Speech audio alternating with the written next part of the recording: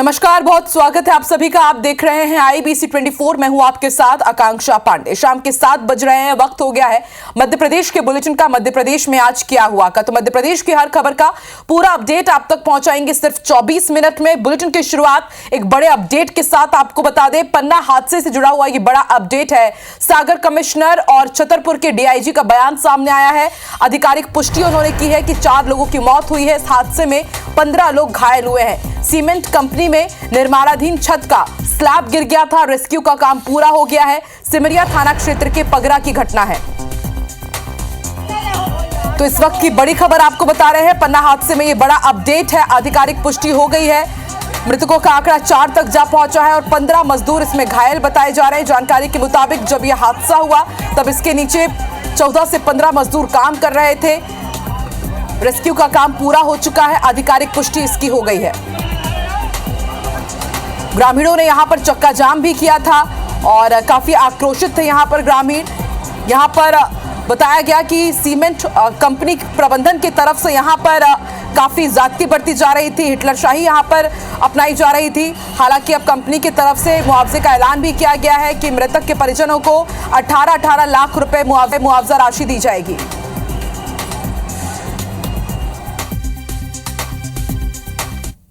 प्रत्येक मृतक को 18 लाख रुपए देने का उन्होंने वो किया है। साथ में जितने भी घायल हैं, घायलों को 1-1 लाख रुपए वो अलग से दे रहे हैं। घायलों को जब तक वो उनका इलाज चलेगा तब तक उनको पूरी सैलरी मिलेगी। और इसमें एक जांच बिठाई जा रही है कि घटना का कारण क्या है। जो भी दोषी होगा उस पर सख्त कार्रवाई। यहाँ पर जो फैक्ट्री में एक प्रोजेक्ट का काम चल रहा था, उसमें 10 बजे के लगभग जो घटना घटी है उसमें 4 लोग जो है मृत हुए हैं।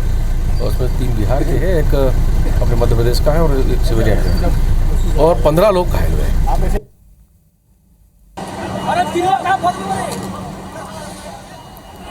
अमित हमारे साथ जुड़ चुके हैं संवाददाता फोन लाइन पर। अमित, जैसा कि आपने पहले ही हमें बताया था कि 4 लोगों की मौत की पुष्टि हुई है। 4 लोगों की मौत की पुष्टि अब अधिकारियों की तरफ से भी कर दी गई है और 15 लोग घायल। अभी घायलों की स्थिति कैसी है? क्या इनमें भी कोई गंभीर है? बताना चाहेंगे कि 4 लोगों की इसमें मौत हुई है। रेस्क्यू कार्य पूरा कर लिया गया है और जो 15 से अधिक लोग घायल हैं वो कटनी के विभिन्न अस्पतालों में उनका इलाज कराया जा रहा है।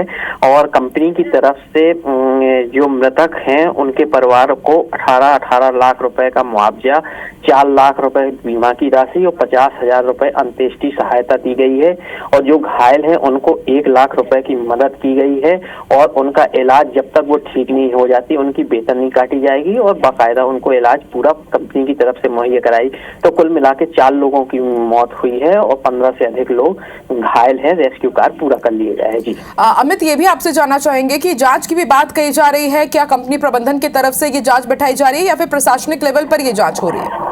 देखिए, आपको बताना चाहेंगे कि सागर कमिश्नर मौके पर पहुंचे थे। उन्होंने न्यायिक मजिस्ट्रेट के आदेश, जांच के न्यायिक मजिस्ट्रेट की जांच के आदेश दिए हैं और इसमें मजिस्ट्रेट स्तर का SDM स्तर के अधिकारी इसमें जांच करेंगे और जो भी दोषी होगी तो सीधे तौर पर उन्होंने कहा है कि सिमरिया थाने में उनके विरुद्ध से मामला भी दर्ज किया जाएगा। जी ठीक है, शुक्रिया पूरी जानकारी के लिए अमित।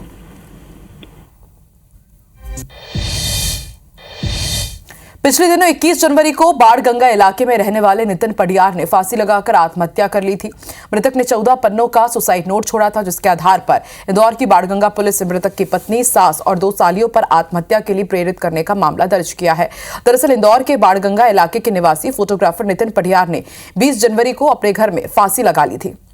मृतक नितिन ने आत्महत्या से पहले 14 पन्नों का सुसाइड नोट छोड़ा था, जिसमें उसने पत्नी हर्षिका, सास और अपने पत्नी के साथ ही उसकी 2 सालियों पर प्रताड़ित करने का आरोप लगाया था। घरेलू विवाद में राजस्थान के नागौर जिले के एक थाना प्रभारी और आरक्षक पर 50,000 रुपए लेने और भाई भाभी को जबरन आरोपी बनाने का आरोप लगाया था। मृतक ने केंद्र सरकार से महिला उत्पीड़न कानून में बदलाव करने की मांग भी की थी।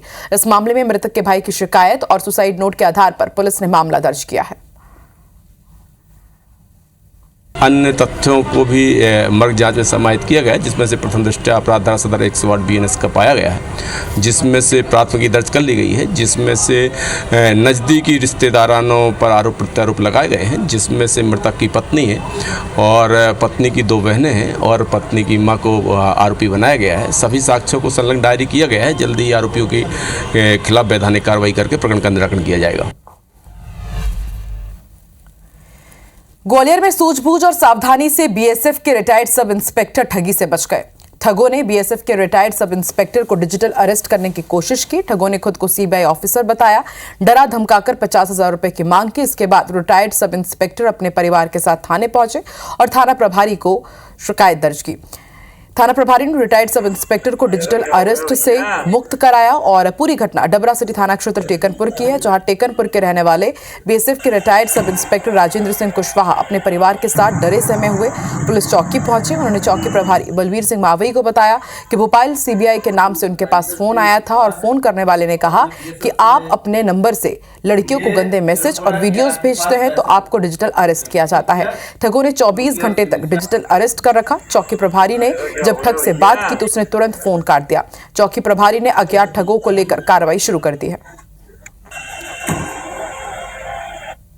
टेकनपुर चौकी प्रभारी जो बलवीर मावई हैं, उनके द्वारा उनको हिम्मत बनाई गई और बताया गया कि इस प्रकार से कोई डिजिटल अरेस्ट नहीं होता। इसी बीच में कॉल आने पर जब एएसआई चौकी प्रभारी बलवीर मावई ने बात करी तो जो फ्रॉडिस्ट है वो समझ गए कि जो पुलिस के टच में आ गए और इस प्रकार डिजिटल अरेस्ट से उनको मुक्त कराया गया। आखिरकार लंबे इंतजार के बाद प्रदेश भाजपा संगठन ने इंदौर नगर और जिला ग्रामीण के अध्यक्षों के नामों का ऐलान कर दिया है। पार्टी ने सुमित मिश्रा को नगर अध्यक्ष नियुक्त किया है। वहीं संघ और संगठन की पसंद श्रवण सिंह चावड़ा इंदौर ग्रामीण के अध्यक्ष होंगे। दरअसल सुमित मिश्रा की पहचान पार्टी के विधायक रमेश मेंदोला के कट्टर समर्थक के तौर पर रही है। इस बार रमेश मेंदोला के साथ ही क्षेत्र क्रमांक 3 के विधायक गोलू शुक्ला ने सुमित मिश्रा का नाम आगे बढ़ाया था। अब इसे लेकर सियासत भी शुरू हो गई है। कांग्रेस ने इस पर सवाल उठाए हैं। आपको हम उमंग सिंघार का ट्वीट भी दिखाते हैं। नेता प्रतिपक्ष उमंग सिंघार ने इसे लेकर अपने ही एक पुराने एक्स पोस्ट के साथ लिखा है कि बीजेपी का नया अध्यक्ष क्या किसी सौदेबाजी का नतीजा है। सिंघार ने जीतू यादव को अभी तक गिरफ्तार नहीं करने को भी कानूनी व्यवस्था पर सवालिया निशान बताया। अब आपको बताते हैं कि आखिर पूरा विवाद क्या है। 11 जनवरी को उमंग सिंघार ने एक पोस्ट एक्स पर डाली थी। पोस्ट में कमलेश कालेरा के घर हमले को लेकर के उन्होंने मामला उठाया था। हमले के आरोपी जीतू यादव के इस्तीफे के बदले नगर अध्यक्ष का पद मांगने की बात कही थी। उमंग सिंघार का आरोप था कि जीतू यादव के इस्तीफे के बदले शहर अध्यक्ष पद सुमित मिश्रा के लिए मांगा गया है। जीतू यादव को बीजेपी विधायक रमेश मेंदोला का खास समर्थक बताया जाता है। वहीं नए नगर अध्यक्ष सुमित मिश्रा भी रमेश मेंदोला के कट्टर समर्थक हैं।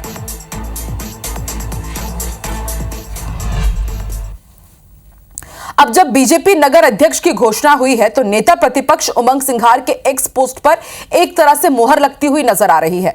अब बीजेपी के शहर अध्यक्ष घोषित होते ही इनका नाम विवादों में आ गया है और इसके बाद पूरी कांग्रेस मैदान में उतर आई है। मोर्चा उसने संभाल लिया है और कांग्रेस के इस वार पर भाजपा ने भी पलटवार किया है। सुनते हैं। पर यहाँ पर एक गुट विशेष का प्रभाव देखने को मिला है। ताई साई दीदी और सिंधिया गुट खाली हाथ मलते रहे और एक गुट विशेष के व्यक्तियों को प्राथमिकता दी गई। इसमें देखने वाली बात यह भी है कि दोनों अध्यक्षों के पद सामान्य वर्ग से ले गए। यहाँ पर पिछड़ा व्यक्ति को अध्यक्ष का पद नहीं दिया गया। ये भारतीय जनता पार्टी का पिछड़ा वर्ग विरोधी चेहरा भी इसमें सामने आता है। एक वर्ष में जीतू पटवारी जी अध्यक्ष बने, अपनी कार्यकारिणी नहीं बना पाए। अगर कार्यकारिणी बनाई तो 25 में से 15 कार्यकारिणी में प्रमुख नेता पहुंचे, इस्तीफों का दौर चालू हो गया। तो उन्हें अपने अंदर झांक के देखना चाहिए। भारतीय जनता पार्टी में जो भी निर्णय होते हैं वो सामूहिक रूप से होते हैं। तो खबर तो आपने देखी, लेकिन अब आपको बताते हैं कि खबर की असल खबर क्या है। इंदौर बीजेपी में नए जिलाध्यक्ष की नियुक्ति के बाद क्यों मचा है सियासी घमासान। इस पर ज्यादा जानकारी के लिए इंदौर से जुड़ चुके हैं हमारे संवाददाता अंशुल मुकाती। अंशुल, सिंघार के एक्स पोस्ट से क्या अब बीजेपी की नियुक्ति विवादों में आ गई है?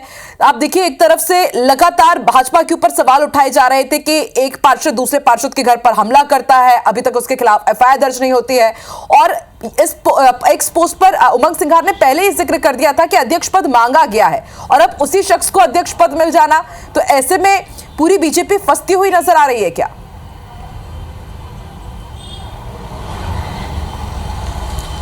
जी बिल्कुल, कहीं ना कहीं बीजेपी के लिए ये एक मामला जो है ये उलझता नजर आ रहा है, क्योंकि 11 जनवरी को उमंग सिंघार ने एक्स पर पोस्ट की थी। 11 जनवरी वो दिन था जब इंदौर में एक बड़ा मार्च निकलने वाला था कमलेश कालरा के घर पर हुए हमले के विरोध में, लेकिन उससे बाद में मुख्यमंत्री ने जब त्वरित कार्रवाई की बात कही थी तो उसे निरस्त कर दिया गया था। और उसी दिन एक्स पर पोस्ट करते हुए उमंग सिंघार ने यह कहा था कि 11 जनवरी के दिन ये जो है वो समझौता किया गया। इस दिन MIC सदस्य जीतू यादव जो है उनका इस्तीफा लिया गया है और इसके बदले में इंदौर शहर अध्यक्ष की मांग की गई है। बाकायदा उसमें उमंग सिंघार ने सुमित मिश्रा का नाम लिखा था, यानी कि उमंग सिंघार ने पहले ही यह तय कर दिया था कि इंदौर में जीतू यादव जो कि MIC मेंबर थे उनका MIC पद लिया गया है और उसके बदले में बीजेपी में एक बड़ी डील हुई है जिसमें जो सुमित मिश्रा है उनका नाम सामने आया है। 11 जनवरी के बाद से लगातार चर्चाएं जो इंदौर शहर अध्यक्ष को लेकर चल रही थी और इसमें कई नाम भी जो है वो लगातार सामने आ रहे थे। इसमें कई बड़े नाम भी शामिल थे, लेकिन सबकी निगाहें इस पर टिकी थी कि बीजेपी किसे अध्यक्ष बनाती है। आज जैसे ही सुमित मिश्रा का नाम इंदौर शहर अध्यक्ष के लिए सामने आता है तो उमंग सिंघार की एक और पोस्ट जो है वो सामने आती है। उसमें उमंग सिंघार अपनी ही पुरानी 11 जनवरी के पोस्ट को शेयर करते हुए लिखते हैं कि यह पहले ही बता दिया गया था कि इस पूरे मामले में एक बड़ी डील हुई है। इस पूरे मामले में अभी तक जीतू यादव की गिरफ्तारी नहीं हुई है, लेकिन जो सुमित मिश्रा जिनका उन्होंने नाम का जिक्र किया था उन्हें शहर अध्यक्ष बना दिया गया है। इसके बाद कहीं ना कहीं बीजेपी जो है वो सवालों के घेरे में आ गई। हालांकि बीजेपी ने कांग्रेस के आरोपों पर साफ ये कहा है कि पहले वे अपने गिरबान में जाके, पहले बीजेपी में कांग्रेस में जिस तरह से प्रदेश की घोषणाएं हुई थी उसके बाद इस्तीफों का दौर हुआ था उसे देखे, लेकिन अब लगातार सवाल जो है वो कांग्रेस के द्वारा उठाए जा रहे हैं। और जब उमंग सिंघार की इस पोस्ट से, जिसमें सुमित मिश्रा का नाम था, और जब सुमित मिश्रा यहाँ पर शहर अध्यक्ष बन जाते हैं तो कांग्रेस में भी एक जोश आ जाता है, क्योंकि कहीं ना कहीं अब कांग्रेस ये साबित करने में लगी है कि सबके पीछे एक बड़ी डील हुई है इंदौर शहर में और उसी डील का हिस्सा है कि सुमित मिश्रा का नाम जो है वो शहर अध्यक्ष के लिए सामने आया है और इसे लेकर अब कांग्रेस लगातार हमलावर हो रही है। क्योंकि एक तो सुमित यादव अब तक फरार चल रहा है, उसके बारे में कुछ जानकारी नहीं मिल पा रही है और ऐसे में अब बताया जा रहा है कि रमेश मेंदोला का कट्टर समर्थक जीतू यादव भी था, सुमित मिश्रा भी हैं, तो ऐसे में डील के जो आरोप लगाए जा रहे हैं उसको लेकर के भाजपा घिरती हुई तो नजर आ ही रही है। बहुत बहुत शुक्रिया अपनी जानकारी के लिए अंशुल।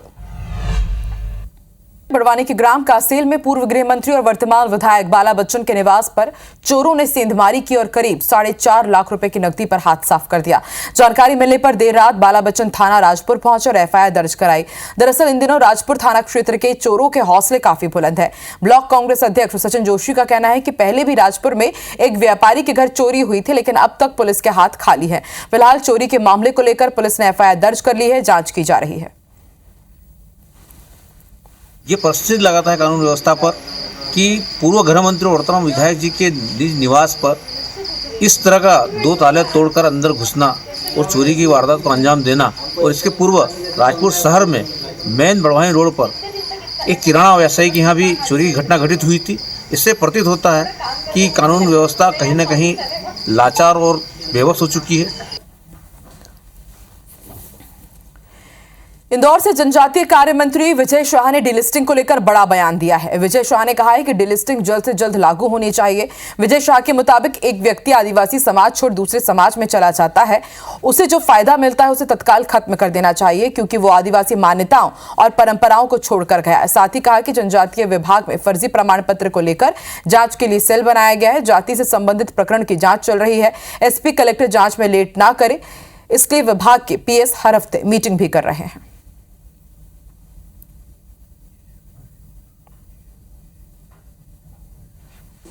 एक व्यक्ति अगर दूसरे समाज में चला जाता है और रीति रिवाज, संस्कृति और संस्कार छोड़ देता है, तो फिर हमारा ये मानना है व्यक्तिगत कि उसको जो फायदा मिलता है उससे उसको वंचित कर देना चाहिए। लेकिन हमारी मजबूरी है, संविधान में ऐसी व्यवस्था नहीं है और इसलिए डीलिस्टिंग का मामला हम आगे ले जा रहे हैं और सब लोगों को एक साथ लेकर के कि जब आप उस समाज के दायित्व ही नहीं, उस समाज के रीति रिवाज संस्कार से दूर हो गए तो भाई साहब फायदा क्यों लेते हो? ये तो खबर ग्वालियर से, जहां जीवाजी यूनिवर्सिटी में लगातार सामने आ रहे फर्जीवाड़े के बाद अब प्रशासन एक्शन मोड पर है। उच्च शिक्षा विभाग ने कार्रवाई करते हुए जीवाजी यूनिवर्सिटी के तहत संचालित होने वाले 14 निजी कॉलेजों के एनओसी पर रोक लगा दी है। इनमें 4 कॉलेज जीवाजी यूनिवर्सिटी से एफिलिएटेड हैं।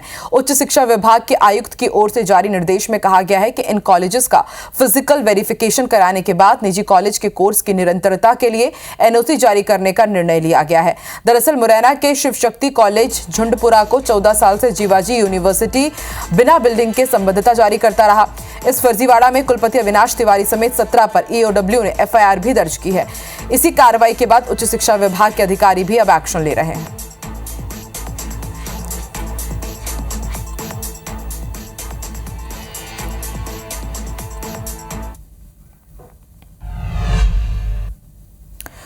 और एक बड़ा अपडेट आपको भोपाल से बता दें, जयश्री गायत्री फूड्स के ठिकानों से करीब 73 करोड़ रुपए जब्त किए गए हैं। ईडी को सर्चिंग में 25 लाख रुपए नगद और लग्जरी गाड़ियां भी मिली है। कई कंपनी और परिवार के सदस्यों के नाम पर 66 करोड़ रुपए मिले।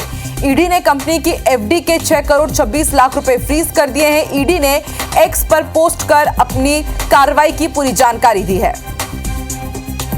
तो इस वक्त की बड़ी खबर भोपाल से आपको ये बड़ा अपडेट दे रहे हैं। ईडी ने छापेमार कार्रवाई की थी जयश्री गायत्री फूड्स के ठिकानों पर। ना सिर्फ भोपाल बल्कि सीहोर के इसके ठिकानों पर भी दबिश दी गई थी और करीब 73 करोड़ रुपए जब्त किए गए हैं। ईडी को सर्चिंग में 25 लाख रुपए नगद मिले हैं। कई लग्जरी गाड़ियां मिली है। कई कंपनियों और परिवार के सदस्यों के नाम पर 66 करोड़ रुपए मिले हैं।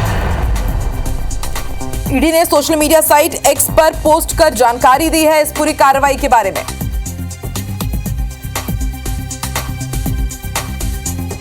आपको बता दें, ये कंपनी डेयरी प्रोडक्ट बनाती है। कुछ विदेशी संबंध भी इस कंपनी का बाहर निकलकर सामने आया था। सीहोर के इसके अलग अलग ठिकानों पर दबिश दी गई थी और अब ईडी ने खुद एक्स पर पोस्ट करते हुए अपनी कार्रवाई के बारे में जानकारी दी है। परिवार के सदस्यों के नाम पर भी करीब 66 करोड़ रुपए मिले हैं और फिक्स डिपॉजिट के करीब 6.25 करोड़ रुपए फ्रीज भी करवाए हैं ईडी ने।